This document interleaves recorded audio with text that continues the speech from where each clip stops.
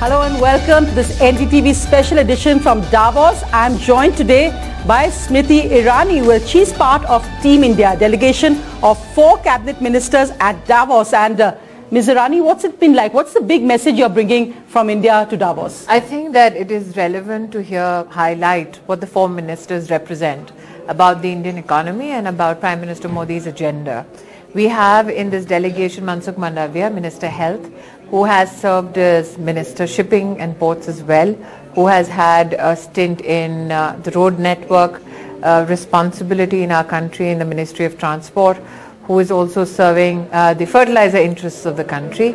Then you have Minister R.K. Singh, who is leading the delegation, reflecting the Prime Minister's resolve on renewables and the green growth segment, which is the buzzword here at Davos. You have Ashwini Vaishnav, who represents not only railways and the expanse of the infrastructure possibility there, but also is representative of the digital transformation story of India. And then there's me. I think that we in totality represent the ethos that at the altar of reform and growth, you do not have to sacrifice inclusivity. But I think potentially what is most significant in the conversation here is that India has made an economic case for gender justice, that we do not look at gender from a perspective of when they use the term emancipation, empowerment, it gives an indication as though women are waiting for a handout. I think Prime Minister Modi has made a case very strongly that when you invest in women-led development, you invest in a stronger economy, you invest in a stronger purpose to fuel your country's healthcare sector, your country's education sector, because it's been historically proved that when a woman's purchasing power, consumption power involves a scale, then she tends to spend more of her money on these 2 important segments.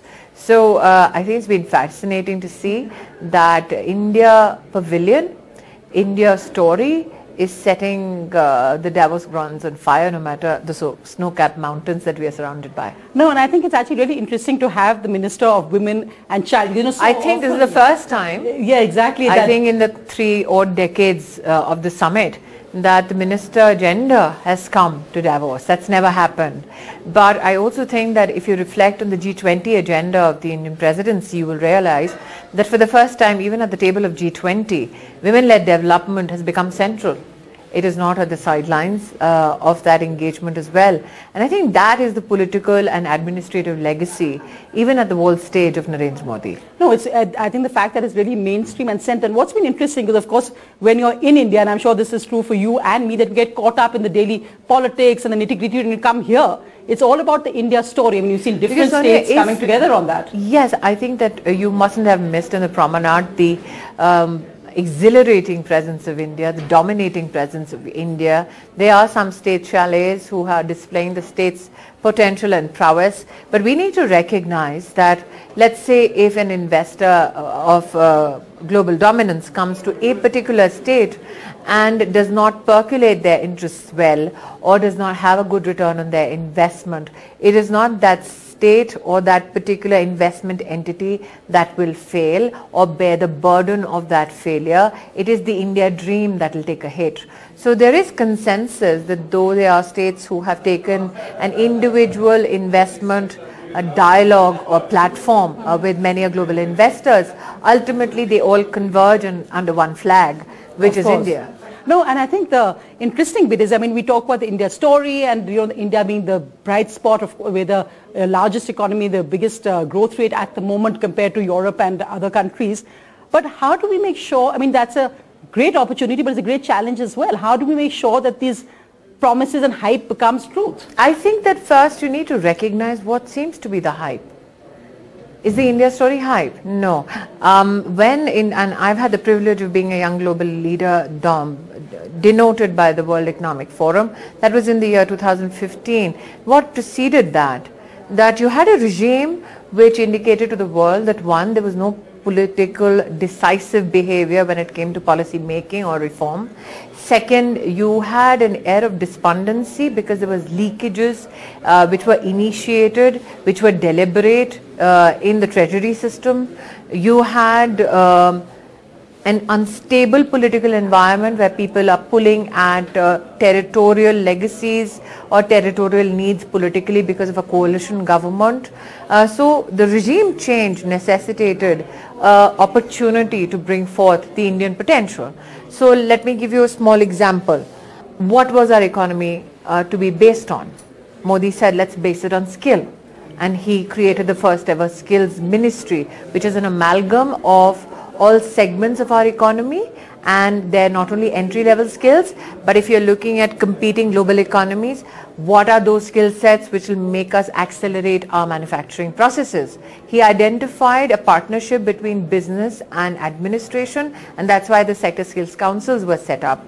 He also came to political office not by a thin margin, but he came decisively into office, and that gave him the strength to bring about a lot of reform, not only on a policy level, but also on an institutional level from the perspective of spend. For instance, many a times you must have heard, let's say, empowerment of women and social restructuring and welfare spend.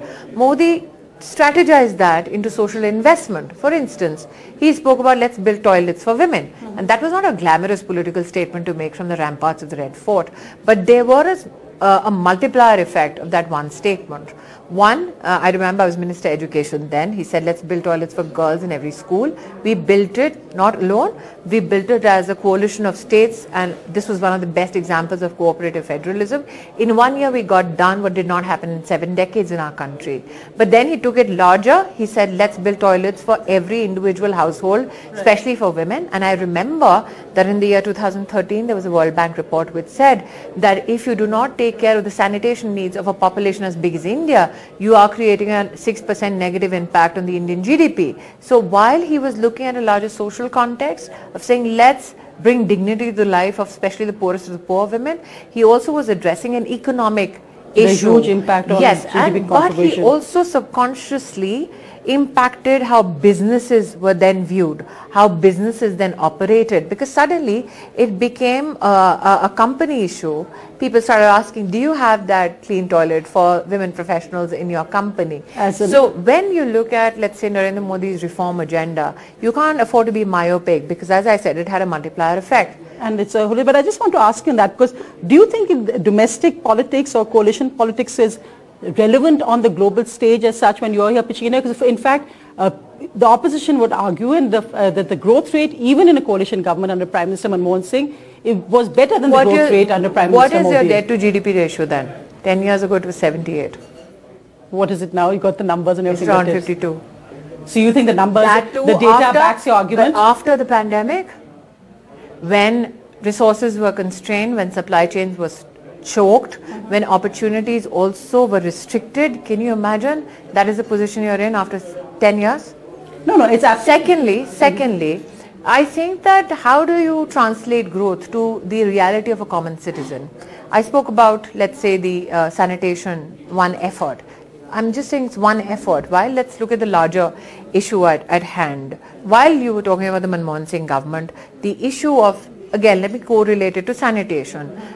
Preceding that World Bank report, there was a report in 2012 which says 40% of crime against women happened when women went out to defecate. Yes, that was a huge problem. If you remember that. Yes. Now, when Modi came and addressed this sanitation issue, was it a part of the political manifesto? Look back, it was not. But he recognized that by solving that one problem, what are the problems that he solved? One, the law and order issue for women personally who are subjected to sexual violence. Second, you look at the GDP impact because of lack of sanitation. Third, you impact women's personal health. Fourth, you also impact, I think, tourism, because that was one of the negatives when it came to tourism, especially on the larger scale. All right. Fifth, what did you then also in some way address? Dropouts of young girls in school, because the minute they started their menstrual hygiene processes in life, they were dropping out for the lack of toilets. Sixth, what did he address? He is the first Prime Minister to give us a menstrual hygiene protocol for administration. Can you imagine that? In 7 decades, our administration never had a menstrual hygiene protocol for disposal of menstrual waste. It's absolutely fantastic actually to hear ministers talking about this, because they're really I think that daily life issues for women and young girls. I'm saying that maybe you look at it from a social perspective. Let me give you an economic perspective to it. He's the first Prime Minister to speak, and I'm not talking about his gender, not man, woman. We've had a female Prime Minister. He's the first Prime Minister to stand at the ramparts of the Red Fort and say, listen, we have made 1 rupee sanitary napkins available. Could you ever imagine that of Manmohan Singh? No. And what is that reflective of? He did create a system. Jan Aushadhi Kendra may have looked to some as a non-glamorous initiative, not worthy of a headline. But imagine the price of stents coming down, price of knee replacement surgeries coming down. There are 40 medical products only for female hygiene and health and Jan Aushadhi Kendra. No, I said what I wanted to ask also, because you were during the earlier government, one of the most vocal advocates really for women's rights. When there was any incident, you would be the first one to talk about it. But after you become minister, you've gone silent. Have you? No, I haven't. Why? I haven't spoken to NDTV. No, but I believe there's a regime change here now. We haven't changed, but there's a Lakshman Rekha. No, I think I can confess it, and if you don't edit it, this confession will be available to everybody. I took a principled stand of not engaging with your channel because I felt that there was a narrative that was being purposefully run against Prime Minister Modi. I do not think we ever profess that we live in a utopian state, but I think that we have to agree that Prime Minister Modi has driven decisively many issues of change in the country. Let me give you another example. And as women, we have discussed this, that again, if you look at reports, we had a McKinsey report which said that one of the greatest challenges for female enterprise is the lack of access to credit.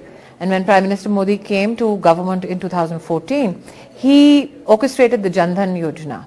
Now for many, it was like, why would you just look at, and you remember, there were those so-called political financial stalwarts who were busy fighting with each other when they were in power, but somehow scoffed at Modi's intervention. But let's look at what the intervention did, and people at Davos are flabbergasted with the result. And I believe, Sonia, that leadership is not about only firefighting in the present. It is to also create an opportunity to address challenges of the future with solutions that you can start designing now. In 14, Prime Minister Modi says, let's bank the unbanked. 440 million bank accounts open, of which 220 million were women. Now, when you talk about access to credit, and especially in a business atmosphere, you need to necessitate an engagement with a financial institution. Then he began, and I'm giving you a circle of what he's done. Then he began, after Jan Dhan, he began Mudra. That was not a gendered financial service. No, but in fact what I was asking, and I think Prime Minister Modi has also said this, is that each government has built and built dramatically in different cases depending on what, because you had Aadhaar. So let me say this, is India happy with incremental change, is the question Modi addressed. No, and I suppose that you are an eager nation, and everybody that I met in Davos, I said, listen, we are competitive, but we have a collaborative spirit. Why? Everybody now, after the disruption called COVID, says, why localize? Prime Minister Modi spoke about Make in India, not because of a pandemic. He spoke about Make in India because it creates more opportunities for Indians to deliver solutions, manufacturing and otherwise, to one of the largest markets in the world. It would be foolish for me to think that I have the largest consumption capacity in the world. I have a deliberate purchasing power which is quite significant given the expanse of my populace. Out of a 700 million population which is literate, 600 million are in the workforce in some category or the other. No, but just why would not I as a nation create an opportunity, a supply chain which may be servicing a global conglomerate, but at the same time when panic hits, when challenges come, that supply chain is not broken and will never be strategically choked for geopolitical reasons. In fact, no, but I was actually asking you about you as minister, and that's what I was coming, that even today while we're here, I'm already seeing that the Congress is attacking you and taking out all videos saying that why don't you speak when crimes happen against women now? Do you think that I firstly would speak only because the Congress wants me to speak or not speak? But can you imagine the desperation of the country's so-called oldest political organization? Can you imagine the deep sense of hurt and agitation? Oh my God, she defeated Rahul Gandhi. Can I just find one tweet, one photograph, one video to whack her with every day? I say bring it on. But would I waste productive time at Davos to discuss Congress, or would I want to discuss issues related to women and children and I think the population as a whole? Because why is it incumbent upon female ministers to only talk about women? Well, no, you are women. So let me look at issues. I'm also Minister Minority. Let me look it out. And I've served as Minister Education. I was privileged that the Prime Minister deemed it fit that I create the foundation of engagement for the new education policy, yes, which for 30 years was not changed. And now Prime Minister Modi has brought forth an education policy which for the first time has a gender inclusion fund. Question is, the Congress was in power, why didn't it do it? No, second issue, and let me address even the law and order issue. In 2013, and I then was in opposition, I've spoken on issues like POXO, I've spoken on issues like sexual harassment at workplace, I've spoken for stringent rape laws, and yes, you take out my speeches from there, and yes, I've spoken, but I'm also part of a government that's addressed the security challenge for women. Why? And I can say this decisively today, because the Congress party pronounced the Nirbhaya Fund in 2013, did not spend one penny out of it. In 2014, when Modi came to power, he said activate the funding pattern for women and children, especially protection of women and young girls in the country. And let me tell you, 9,000 crores worth of projects, these 9,000 crore rupees came from the central fund, not a single state fund, evaluated, brought together center and state and interministerial collaborations. We paid up to 6,000 crores for safety and security of women. And let me tell you which all levels have we addressed it. Prime Minister Modi set up the One-Stop Crisis Center in 703 districts, which bring together on one roof. We have police help, legal help, medical help and a short stay home. We have 35 helplines for women in the country run by the funds of the Government of India. Every police station has a women's help desk paid for by the Government of India. Every big city and the CCTV network there is paid for by Government of India, especially the dark spots, which make it vulnerable for women to travel or for women to even undertake any economic or social activity. Apart from that, short stay homes other than these are all funded by the government. You do a reality check with us on those and how they're functioning? Yeah, of course, because once we give you the infrastructure money, we hand it over to the states to run it. But what we today can very, very firmly say that in all these operations, we have today an amalgamated service of 220 million women who've been helped. I wanted to ask also, as Women and Child Minister specifically, one big issue at Davos has been how COVID has impacted women, how women have dropped out of the workforce, and in India where they were so much part of the informal labor force, they've been hit very badly. Three things. I've had the privilege of speaking to the New York office of the UN Women, and when we first engaged with them, I said, can you give me the data? They said it's a supposition. So you mean there's no data to prove that women have been impacted? No, I told them, I said, would you please give me data on exactly where you thought what kind of problem erupted, because for governance to respond to the challenge, you need to first identify the challenge. There was not much information forthcoming. They said it's a supposition, it's a fear that we have expressed. I said, fine, that fear becomes narrative then. And then becomes a governance engagement of back and forth with the media. They said, who said? Can you give me the specifics? Now let me give you a broader term. What is your experience? So let me give you a broader term. Let me give you a broader term, and I think that I can supplement this with industry data. And I was on a panel with Chandra of Tata Sons, and one of the greatest fears when the pandemic hit was people will starve in India. 800 million people for the past 2.5 years have doorstep delivery of free food. Digitally identified at the doorstep. We in the ministry run a tracker for 120 million beneficiary women and children below the age of 6. Apart from the ration that is given, we supplement it with additional nutrition. And of this, 30 million women who are pregnant receive cash transfers. Apart from the other cash transfers that 220 million women received, we gave 30 million pregnant women more cash, so that they can get vaccinated, get medical checkups, and institutional deliveries can increase. These are not numbers which are suppositions. These are hardcore numbers because this is transferred, digitally identified directly.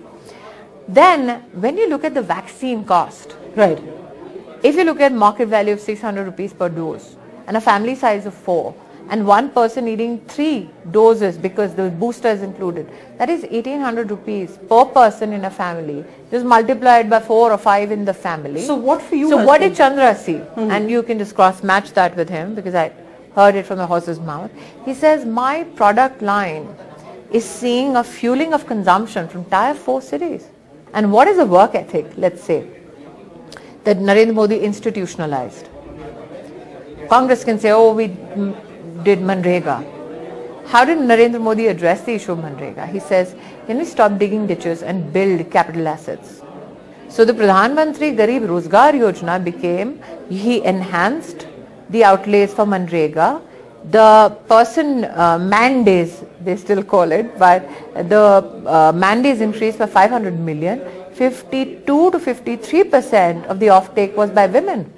No, and this is all identified, not because Modi says and so. And also building local. No, and the billing happens by states. You think states are lying, including Congress states? All states can lie, but I'm not saying that at all. And I tell you why it's becoming tougher to lie. Because it's fiscally, because it's all digital. No, but I just wanted to ask, because you are also, of course, Minister for Minority Affairs, and while you were here, the Prime Minister said at the National Executive that it's... Well, since I was not in receipt of his verbal communication directly, I cannot suppose to what he spoke. And since you were not there yourself. No, but what has been reported, say, by all media... Well, not everything and has not been denied, has not been denied by the BJP media head or anybody of the sort. I wouldn't know because I'm sitting here, but I will take whatever you say. But do you agree with the sentiment that the Prime Minister said that the BJP must now make an outreach to minorities, not for electoral gains was his point, but the outreach to minorities was the headline. Has Prime Minister ever reached out to anybody with a sense of or a purpose of gain? Why did he feel the need to say this? He's never reached out to any community with a purpose of gaining. Has he even exemplified, I am belonging to a particular community, a particular class within a community, and hence look at this and explore the possibility of propagating that facet? No. He belongs to the poorest of the poor families. He has never ever said, look at my caste and vote for me. As Prime Minister and as leader of the Bharatiya Janata Party, it is incumbent upon him we continue to convey that we serve not only those who voted for us, we also serve those who did not vote for us. When Prime Minister Modi says, let me build highways, does he say only those who voted for BJP can drive a car on that highway? Do you think that now, and because of course you are also from the entertainment industry, another remark, another statement as the Prime Minister was from the entertainment industry was that now suddenly there are all these that how he said that the government is working day and night, extremely hard work, but suddenly a remark will come up about a film or something which diverts attention. See, do you agree with that? Again, I am not party to receiving his comments directly, hence would be most inappropriate to reflect on something I have not heard directly. No, but let me just say this, when we are in government, we are agnostic to a particular PR machinery. We have to recognize, and Prime Minister Modi does recognize, that this is a free market where everybody, according to their perceptions, their tastes, or their likes or dislikes, will engage with a particular product, entertainment or otherwise, a particular entity, entertainment or otherwise, particular persona, entertainment or otherwise. What is incumbent upon us is to continue to establish the rule of law. Though law and order is a state issue, however, in the dignity of the constitutional post that we hold and the leadership that we imbibe and the leadership that we live in the reflected glory of, it is our responsibility to ensure that we keep up the oath to the Constitution. I think that's a very important point. That is exactly what Prime Minister Modi may have alluded to. Again, with Raida, I haven't heard him say. I was asking but you, yes. Let me give you a flip side to every conversation. There is one. There are very strong likes and dislikes. Is a strong like or dislike attributed to only a particular political hue? Is strong likes and dislikes only attributed to a particular political ideology? And I say so as somebody who's had 2 decades of experience in the media. Absolutely. How many media personalities can today very strongly get up and say, I'm a right-winger and get funds? How many media personalities can today get up and say, I have a story to tell, and then not get trashed because they're not left enough? So let's not discuss only one facet, let's discuss things on a holistic fashion. But why will I divorce myself from that conversation? Because I'm in a constitutional position. Okay. When I go back into that segment, I can speak as a creative mind. But right now, like I said, I live in the reflected glory of the Prime Minister, and hence I will repeat, it is my constitutional responsibility to ensure law and order is maintained, the dignity of my office is maintained. So the strategic Smriti Irani, it was great to have you here and to interview you, and I think you really are one of the most articulate voices for the India story here at Davos. Thanks so much. I'm proud to be one of the voices. I think what is a takeaway from Davos, we've had people from different political backgrounds here, have different political constituencies when we go back home, but there is a recognition that we all need to succeed as Indians here together. Absolutely. Because one failure of one entity will be written off as the Indian failure. No, so we are here basking in the glory of the fact that we are the 5th largest economy in the world. We are here because people in Davos have recognized that when their backs were to the wall, we did not commercially exploit the pandemic, that we service the pharmacological needs of 150 countries, and that we grew. Prime Minister Modi undertook the reform agenda while the pandemic agenda was being unleashed in terms of solutions in the country. That makes for a very proud Indian sitting in front of you. Thank you, Smriti Irani. Thank you for speaking to NDTV. Thank you.